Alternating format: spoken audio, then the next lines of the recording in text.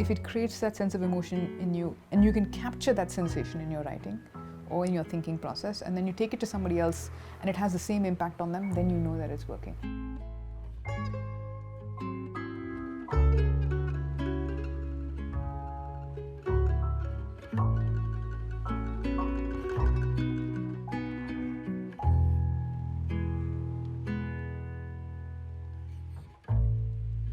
Being a writer is really about trying to connect with other people in different kinds of ways.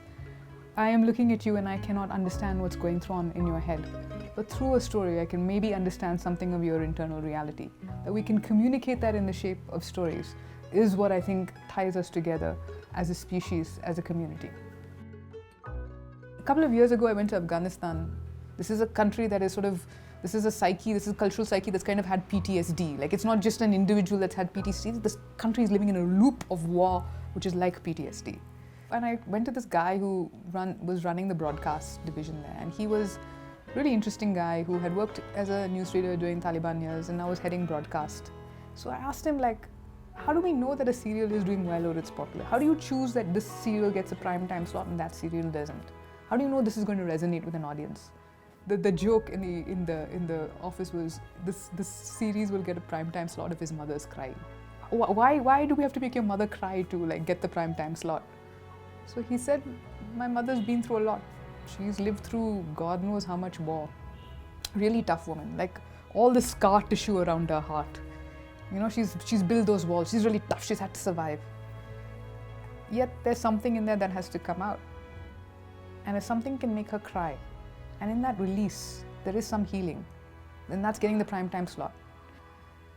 Yeah, the release of that emotion, that connection, even if it is through the guise of a fictional character, because sometimes people are too scared to admit their own emotions.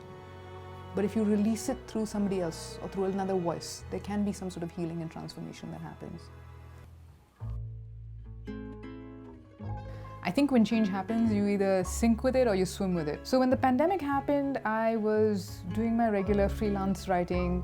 I did a lot more teaching than I usually do in most years. And you know, and my kids, and I'm going to call them my kids, I don't know if they really like that, but I feel that way towards them. They were going through difficult times. Their parents don't always understand them. They were isolated from their peers. They didn't know what the future was going to hold for them, particularly the ones who were graduating. And I also had to think of how can I make this class, that what we're studying, what we're reading, relevant to their lives right now. And that question really shifted things. And when you're just online, you can actually be more vulnerable because you are comfortable in your own space, which you might not be in a classroom. Suddenly things shifted and people were much more comfortable with themselves, and we all had that desire to connect, so there was a lot more vulnerability, there was a lot more intimacy. People were using the stories we talked about to connect with themselves, to reflect themselves. I started also thinking of what kind of therapy techniques I can bring into writing and into the classroom with the consent of my students. So that has shifted many things for me.